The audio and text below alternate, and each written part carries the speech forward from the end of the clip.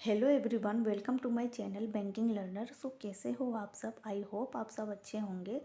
तो कैसा रहा आप लोगों का एसबीआई पीओ का एग्ज़ाम? जितने लोगों का एग्ज़ाम हो चुका है, तो मैंने कम्युनिटी टैब पर पोल कंडक्ट करवाया हुआ है, आज का भी और बाकी 2 दिनों का भी। तो आप लोग प्लीज़ उस पर पार्टिसिपेट करो और अपना अपना कमेंट, अपना जो जो भी कमेंट करो, अपना जो भी आप लोग की जो अटेम्प्ट हुए हैं, जो भी शिफ्ट रहे हैं कौन से डेट पर, तो आप लोग वहाँ पर कमेंट सेक्शन पर आप लोग वहाँ पर मेंशन करो। उससे क्या रहेगा कि हम लोग एक प्रिडिक्ट कर सकते हैं ओवरऑल कटअप क्या हो सकती है, प्रिडिक्ट किया जा सकता है। ये समझ में आ जाएगा कि हाँ कितने लोगों ने ज़्यादा से ज़्यादा अगर लोग उसमें पार्टिसिपेट करेंगे तो कितने लोग किस रेंज में हमारा अटेम्प्ट हुए हैं सबका।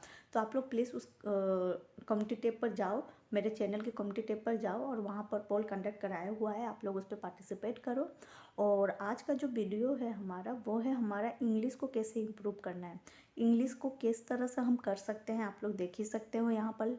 तो क्योंकि काफ़ी सारे लोग मुझसे पूछ रहे थे कि मैम इंग्लिश को कैसे करें, इंग्लिश को इम्प्रूव कैसे करें, इंग्लिश में काफ़ी कम मार्क्स आते हैं। ये तो सबको पता है कि अगर हम बैंकिंग एग्ज़ाम जितने भी लोग देते हैं उसमें से मैक्सिमम 60% लोगों की इंग्लिश ही प्रॉब्लम होती है, या यूँ कहूँगी 60% से ज़्यादा। ठीक है, तो मैं क्या करती हूँ, मैं वो बताऊँगी आप लोगों को। मैं भी किसी के लिए वो हेल्पफुल हो सकती है, किसी के लिए नहीं हो सकती है, क्योंकि मेरी भी इंग्लिश जो थी पहले ज़ीरो थी बिल्कुल। तो मैंने इस तरह से किया, जो कि मैं ये नहीं बोलूँ कि मेरे 30 आउट ऑफ 25 आ रहे हैं या 30 आ रहे हैं, बट हाँ इम्प्रूव हुई है। आप अगर उसको कंटिन्यू करोगे तो आपकी इंग्लिश इम्प्रूव हो जाएगी। अगर आपकी वोकेब अगर पहले से ही ज़्यादा अच्छी है तो और ज़्यादा अच्छी हो जाएगी। और इस तरह से करने से क्या है, क्योंकि अगर आपको कम टाइम में ज़्यादा आप इसमें मार्क्स ला सकते हो अगर इस तरह से करते हो। अगर आप पूरा ग्रामर की 3-4 बुक्स को लेकर अगर रटने बैठ गए और उसको पढ़ते रहे तो टाइम चला जाएगा उसी में। खासकर मैं जो न्यू हैं, जो 2023 के लिए प्रिपरेशन कर रहे हैं, जो न्यू स्टूडेंट है, मैं उनके लिए बोल रही हूँ, क्योंकि वही लोग ज़्यादा पूछ रहे थे कि इंग्लिश को कैसे करें। इंग्लिश तो ऑब्वियसली सबकी प्रॉब्लम होती है, और कहीं ना कहीं मैं भी अपने इंग्लिश, मेरा जो कि बहुत ही ज़्यादा वीक था, इम्प्रूव किया है मैंने इसी तरह से कर कर, जो कि अब मेरे एटलीस्ट सेक्शनल कट ऑफ तो क्लियर हो जा रहे हैं। बट अगर देखा जाए तो तब भी उस लेवल तक, उस रेंज तक नहीं पहुंच पाया है जितना होना चाहिए। तो मैं और उसको ज़्यादा से ज़्यादा, जिस तरह से मैं कर रही हूँ उस तरह से और मैं उसको प्रैक्टिस करने की कोशिश कर रही हूँ। और आई थिंक ये चीज़ आप लोग को भी मदद करेगी और आप लोग भी करना इसको, क्योंकि आई थिंक इसके अलावा और कोई ऑप्शन नहीं है कि इंग्लिश को इम्प्रूव किया जा सके। क्योंकि मेरा खुद का एक्सपीरियंस है, मैंने सब कुछ कर कर देख लिया है, बहुत सारे वीडियोस, बहुत सारे टीचर जो जो बोले वो सारी चीज़ें मैंने की। फिर बहुत सारे बुक्स को पढ़ना, यहाँ से वहाँ से ग्रामर पढ़ना, बट कोई भी चीज़ें हमारे काम नहीं आती है, कोई भी चीज़ें हमारे नहीं काम आती है अगर राइट वे से अगर हम इंग्लिश को ना समझे तो इंग्लिश को इम्प्रूव करने का सबसे अच्छा तरीका है, वो है रीडिंग। फर्स्ट तो हमें रीडिंग करना है। अब रीडिंग मैं ये नहीं बोलूँगी, मैंने तो जैसे कि एडिटोरियल से ही, द हिंदू के एडिटोरियल से ही मैंने स्टार्ट की थी। बट जिनका बहुत ज़्यादा वीक है रीडिंग, जिनको बिल्कुल ही समझ नहीं आती है, तो आप लोग ये चीज़ मत करना स्टार्टिंग में। आप लोग पहले कोई भी नॉवल बुक से, ठीक है, कोई भी नॉवल बुक या कोई भी आप लोगों को जिसमें इंटरेस्टिंग हो, उस बुक से आप लोग को रीडिंग स्टार्ट करनी है पहले। ठीक है, रीडिंग स्टार्ट करनी है डेली 1 आवर आपको करनी है रीडिंग। ठीक है, और रीडिंग भी हम कैसे करते जाएंगे? रीडिंग ये नहीं कि बस हमने जो लिखा है पढ़ लिया बस हो गया, नहीं। रीडिंग हम करेंगे, एक एक लाइन को, जहाँ जहाँ फुल स्टॉप रहेगा उस एक एक लाइन को पढ़ेंगे और उसको समझने की कोशिश करेंगे कि वो क्या बोलना चाह रहा है। ठीक है, वो सेंटेंस जो है वो क्या प्रेजेंट में है, पास्ट में है या फ्यूचर में, किस में वो यूज किया है। तो इसके लिए आपको ग्रामर की भी नॉलेज होनी चाहिए। तो ये तो हुआ रीडिंग करेंगे। पहले क्या क्या करेंगे वो बताते हैं। रीडिंग 1 आवर करेंगे हम। रीडिंग आवर करने के बाद अब ग्रामर के लिए क्या करेंगे? सेकेंड, ग्रामर के लिए हम करेंगे 120 रूल। ऑफ निमिषा मैम, जो कि मैं इन्हीं का करती हूँ। 120 रूल्स ऑफ ग्रामर जो है निमिषा मैम का, आप लोग यूट्यूब पर भी दे सकते हो, उनका वीडियो है, या वो अभी पार्ट वाइज एक छोटे छोटे वीडियो के रूप में वो अपलोड कर रही हैं डेली, तो आप उसको, या ऑलरेडी उनका है, ऑलरेडी 3-4 घंटे का ये काफ़ी, हाँ है, एक बड़ा सा वीडियो एक उनका है उनके चैनल पर, आप लोग देख सकते हो उसको। बट जो छोटी छोटी वीडियो ला रही है ना, मैं उनको देख रही हूँ, क्योंकि वो क्या है, वो माइंड पर बैठ रही है। क्योंकि एक साथ सारा देख लो ना तो वो नहीं होता है, पर डेली बेसिस पर जो मैम दे रही है ना, तो मैं ये नहीं बोल रही कि आप लोग इनका ही करो, आप लोग अगर और किसी से भी ग्रामर पढ़ रहे हो तो आप लोग उनका कर सकते हो। मैं जो करती हूँ मैं आप लोग को वो बता रही हूँ। तो और इनका, और जिनके पास अगर अनअकैडमी का प्लस सब्सक्रिप्शन है तो उसमें भी मैम ने करवाया है ग्रामर पूरा। अब नहीं है, पहले मैंने उसके सब्सक्रिप्शन को मैंने लिया था और यूज भी किया है, तो उससे भी मैंने पढ़ा हुआ था। और प्लस मैंने 120 रूल्स जो है यूट्यूब से मैं अब देख रही हूँ, यूट्यूब से मैं देख रही हूँ, जो कि मेरे लिए काफ़ी वो हेल्पफुल रह रहा है। क्योंकि उससे क्या है, हमारा ग्रामर रिवीजन भी हो जा रहा है, उससे हमें कॉमन इरर करने में हमें काफ़ी मदद मिल रही है मुझे। तो मैं इसलिए 120 रूल्स ऑफ ग्रामर कर लूँ। ग्रामर के लिए ये रीडिंग हो गया। अब हम क्या करेंगे, वोकेब। वोकेब के लिए हम क्या करेंगे, वोकेब के लिए हम जो रीडिंग करेंगे, पहले रीडिंग हम एक बार थोरली हम देख लेंगे, देखेंगे कौन कौन सा वर्ड, जब हम रीडिंग करेंगे तो देखेंगे कौन कौन सा वर्ड का मीनिंग हमें नहीं आ रहा है, और उस मीनिंग को एक नोटबुक में, ठीक है, आप लोगों को एक नोटबुक बनानी है। मैं अपना नोटबुक आप लोगों को अभी दिखाऊंगी, और उस सारे वर्ड को लिखना है। उस लिखने के बाद आपको फिर से गूगल पर उस वर्ड का हिंदी मीनिंग, ठीक है ना, हिंदी मीनिंग आप लोगों को सर्च करनी है, हिंदी मीनिंग आप लोगों को सर्च करनी है, और सर्च कर कर आप लोगों को देखना है, ठीक है। तो हिंदी मीनिंग आप लोगों को सर्च करनी है, और सर्च करने के बाद आप लोगों को उसके हिंदी मीनिंग उस वर्ड के पास में आप लोगों को लिख लेनी है। इससे क्या होगा, ये अगर आप लोग नोट किए रहोगे ना, काफ़ी लोग क्या करते हैं, सिर्फ रीडिंग करते वक्त जो वर्ड नहीं आता है वो मीनिंग देख लेते फिर छोड़ देते, उसको नोट नहीं करते। नोट करने से क्या रहता है ना, तो वो आप लोगों का तो वो तो एक नोट भी हो गया। जब आप लोग उसको वीकली जब आप लोग रिवीजन करने जाओगे तो वो काफ़ी हेल्पफुल रहता है। आप लोग एक बार देख लिए, पढ़ लिए, उससे हो गया काम। फिर कभी भी रिवीजन करना, उसको ओपन कर लो और देख लो, पढ़ लो, उससे क्या रहता है, वो रिकॉल होता रहता है। उससे काफ़ी आसानी से हम एक बार देख लिए, पलट लिए, हम देख लिए कि हाँ इस वर्ड का मीनिंग, इसका हिंदी मीनिंग है। अगर भूल गए, दिमाग से नहीं आया, और अगर द हिंदू अगर यूज करते हो तो द हिंदू में एक ही वर्ड काफ़ी बार आप लोगों को सिमिलर आप लोगों को देखने को मिल जाएगी, काफ़ी वर्ड, क्योंकि हिंदू में एडिटोरियल में वो मीनिंग वर्ड को रिपीट करता है। अगर आप डेली बेसिस पर, रीडिंग आपको डेली बेसिस पर करनी है, ये तो आपको एकदम ही स्किप नहीं करना है। ग्रामर आप 1 से 2 महीने में कंप्लीट कर लो, ये तो करना ही है। पहले आप पूरा पूरा डिटेल्स वाला देख लो। मैंने क्या किया था, मैंने बहुत सारे टीचर्स के देखे थे वीडियो, मुझे कुछ पहले समझ में नहीं आया था, बट आप लोग जानते हो कि मैंने फिर मुझे एक बार विलेज गर्ल सोनी की वीडियो मुझे दिखी थी, जो मैंने किया था, मैं वो बता रही हूँ। उनका वीडियो से उन्होंने बताया था कि इंग्लिश को हम कैसे कर सकते हैं, तो मैंने ग्रामर, उनकी ही बात सुनकर मैंने ग्रामर उस तरह से की। और सच मानिए, मुझे अभी तक जितना भी मैंने किया था मुझे कुछ भी काम नहीं आ रहा था, पर उनका कहा हुआ मुझे सब कुछ, जो भी विलेज गर्ल सोनी की वीडियो देखते होंगे उनको पता होगा। तो मैंने उनका ही बात माना और मैंने ठीक वैसे ही किया, मैंने उस तरह से ही किया, ठीक है। तो जो मैंने किया वो मैं आप लोगों को शेयर कर रही हूँ, अपनी अपनी एक्सपीरियंस। तो उनका ही बात मैंने माना, और एक ग्रामर के रूल्स को मैंने 3 टीचर्स से देखे, जो कि आप लोग अगर जिन लोगों ने उनका वीडियो देखा होगा तो आप लोगों को पता होगी।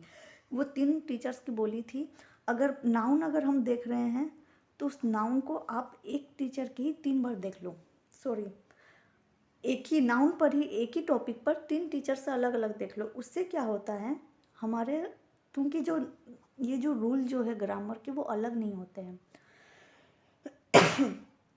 थोड़ा बहुत इधर उधर सारे टीचर्स एक ही रूल्स को ही पढ़ाते हैं। तो एक टॉपिक को आप लोग 3 टीचर से देख लो, उससे क्या होता है ना, वो रूल दिमाग में बैठ जाता है और वो समझ में आ जाता है। और मैंने सेम वही किया और मुझे ग्रामर में समझ में आया, जो कि मुझे इतने दिनों से नहीं समझ में आ रही थी। मैं उसको नोट भी करके लिखी थी, उसको पढ़ रही थी, याद कर रही थी, कुछ नहीं हो रहा था, वो बस वैसे ही कॉपी में ही था मेरे। पर उस तरह से जब मैंने किया ना तो मुझे वो चीज़ें समझ आई, और समझने के बाद जब मैंने 20 रूल्स ऑफ ग्रामर्स की भी वीडियो देखी, तब वो और ज़्यादा क्लियर हो गई। तो ग्रामर के लिए मैंने ये किया है, आप लोग चाहो तो ये कर सकते हो। फिर रीडिंग आपको करना ही है, पहले इन सब से स्टार्टिंग करो। मैंने वैसे द एडिटोरियल से ही स्टार्टिंग किया था और मुझे अब समझ में आती है, पहले मुझे भी नहीं आती थी रीडिंग, क्योंकि वो क्या बोल रहा है, क्योंकि एडिटोरियल की अगर जो बिगनर्स हैं तो उनके लिए काफ़ी टफ हो जाता है एडिटोरियल। तो मुझे भी स्टार्टिंग में बिल्कुल भी समझ में नहीं आ रहा था कि क्या लिखा हुआ है, मैं क्या पढ़ूँ, बस रीडिंग पढ़ते जाती थी, क्या लिखा है मुझे कुछ भी मीनिंग उसका समझ नहीं आता था। बट मैंने जब डेली बेसिस पर करना स्टार्ट किया है तो ये मुझे अब समझ में आने लगी है कि वो क्या बोल रहा है। एटलीस्ट आपको थीम जो क्या कहना चाह रहे हो वो तो आपको समझना ही पड़ेगा। अगर आप पैसेज कर रहे हो प्री में, मेंस में तो सिर्फ ज़्यादातर पैसेज ही होते हैं, तो हमें रीडिंग ही करना होगा, तो उसका थीम समझना हमें बहुत ज़रूरी होता है। तो आपको थीम समझना होगा। थीम समझ लिए तो हम, जब आप थीम समझ लिए तो वो क्या कहना चाह रहा है, अगर कुछ वर्ड्स का मीनिंग आपको एग्ज़ाम के टाइम में नहीं भी पता है तो ये बहुत बड़ा इशू नहीं है, आप उसको स्किप कर दो। आप क्वेश्चन पढ़ो, क्वेश्चन का मतलब आपको समझ में आ रहा है, पैसे समझ में आएगा तो आप क्वेश्चन आंसर कर पाओगे।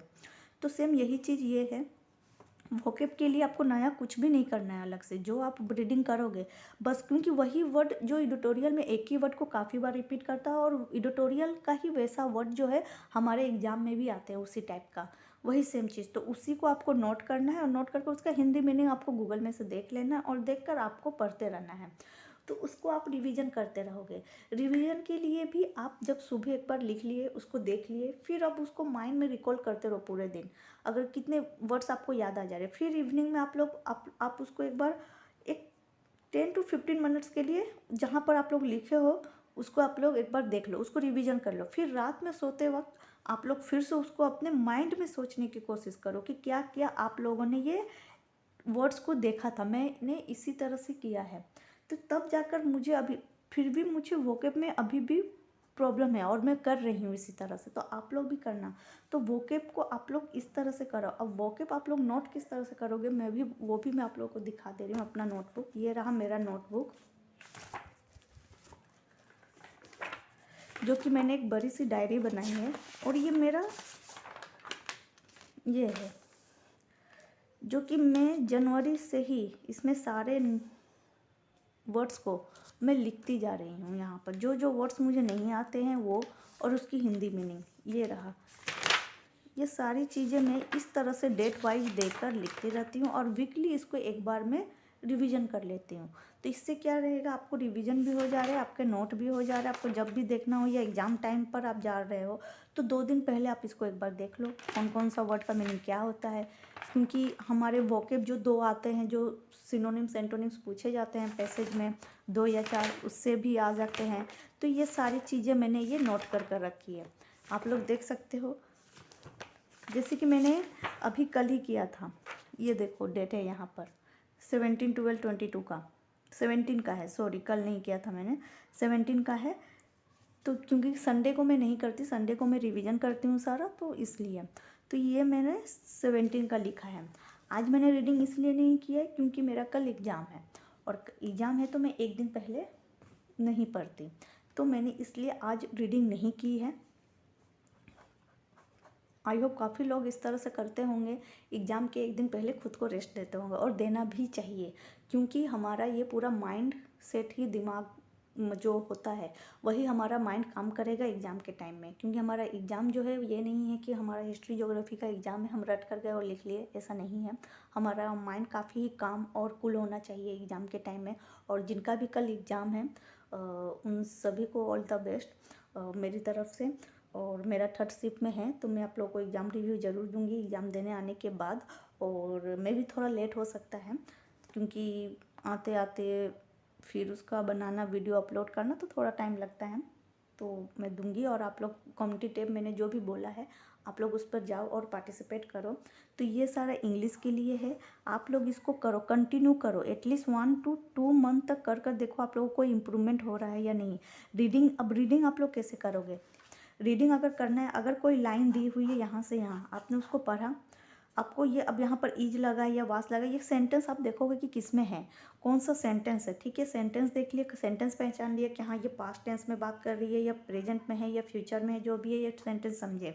सेंटेंस समझने के बाद जब रीडिंग कर दिए तो एक बार उसको आप अब ये देखो कि यहाँ पर नाउन कौन सा वर्ड है, इसमें एडवर्ब कौन सा वर्ब है, एडजेक्टिव कौन सा है, एडवर्ब कौन सा वर्ड है, पहचानने की कोशिश करो कि एग्जेक्टिव वो जो वर्ड दिए हुए हैं उसमें एग्जेक्टिव कौन सा है, एडवर्ब कौन सा है, उसमें नाउन कौन सा है। अगर कोई कहीं एट लगा है तो ये किस लिए लगा है, ऑन लगा है तो क्यों लगा है, प्रीपोजिशन यहाँ पर क्यों यूज हुआ है, आर्टिकल ए लगा है यहाँ पर तो किस लिए लगा है, यहाँ पर भावेल है कि कॉन्सोनेंट है, एन लगा है तो ऑब्वियस यहाँ पर भावेल होना चाहिए। तो इस तरह से हमको ये चीज़ें देखनी है। अगर ये चीज़ें, अगर यहाँ पर डेट लगा है तो डेट किस लिए लगा है, यहाँ पर ये चीज़ें आपको समझनी है कि उस अगर ये सेंटेंस दिया हुआ है क्यों दिया हुआ है, इसका मीनिंग क्या निकल रहा है। अगर हम इसको पढ़ रहे हैं, डेट लगा हुआ है, कोई सेंटेंस लिखा, डेट लिखकर फिर एक सेंटेंस स्टार्ट है, तो यहाँ पर क्या वो ये बात बोलकर ये कहना चाह रहा है कि ऐसा कुछ, ऐसा सेंटेंस आ रही है या ऐसा कुछ, आपको ये देखकर समझना पड़ेगा। ठीक है, तो इस तरह से हमें रीडिंग करनी है। सिर्फ रीडिंग पढ़ नहीं लेना है, पढ़ने के बाद आपको ये सारी चीज़ें देखनी है, तभी आपको वो ग्रामर वाली चीज़ें आपको समझ में आएगी। जो हम लोग कॉमन एरर ढूंढते हैं या हम फिलर्स करते हैं या क्लोज टेस्ट करते हैं, तो ये चीज़ें जब आप करोगे कि हाँ इस वर्ड के बाद ये एग्जेक्टिव आ रहा है या एडवर्ब आ रहा है, तो ये सारी चीज़ें आप लोग अच्छे से कर पाओगे। तो ये रीडिंग के लिए हो गया। रीडिंग आप लोग इस तरह से करोगे। ग्रामर के लिए मैंने बता दिया, और ग्रामर आपको एक बार ही पढ़ना है, ये नहीं कि आप उसको डेली बेसिस पर याद करते रहो। 102 महीना दो और पूरे ग्रामर को ख़त्म कर दो। बस पूरे ग्रामर को एक बार देखो। मैंने बोला एक टॉपिक को आप तीन तीन टीचर से देखो, वो एक ऑटोमेटिकली वो दिमाग पर आपका बैठ जाएगा। और ज़्यादा दिन नहीं लगाना है, 2 दिन के अंदर एक टॉपिक को कंप्लीट करना है। ठीक है, इस तरह से आप करते जाओ ग्रामर के लिए। जो कि मैंने बोला, मैंने कहाँ से उस चीज़ को मैंने सीखा है करना, तो वो मैंने बता ही दिया और काफ़ी लोगों को ऑलरेडी आई थिंक पता होगी। तो इस तरह से आप ग्रामर को कंप्लीट कर दो, और एक बार पढ़ने के बाद फिर दोबारा आपको ग्रामर पर नहीं जाना है। ग्रामर डेली पढ़ने के लिए नहीं देखना है। आप डेली करोगे रीडिंग करोगे और वोकैब करोगे। वोकैब जो हिंदू में आती है, ये नहीं कि वोकैब को भी बैठकर वो रटना है, रटना नहीं है, वो याद कभी भी नहीं होगा। मैं कर चुकी हूँ, तो जो गलती मैंने की है वो आप लोग मत करो। मैं उसको काफ़ी रटा है मैंने, याद किया है। वो 2 दिन याद रहती है, फिर तीसरे दिन हम भूल जाते हैं। वो माइंड में रखना पॉसिबल ही नहीं है, किसी के लिए भी पॉसिबल नहीं है उतने सारे वोकैब को माइंड में रखना, और वो रहती भी नहीं है। आप बस उसको रिवीजन करते रहो, उसको सोचते रहो। जिस वर्ड को आप जिस दिन लिखो उसको आप उसको माइंड में देखो कि आपने किस वर्ड को लिखा है और उसका हिंदी मीनिंग क्या है।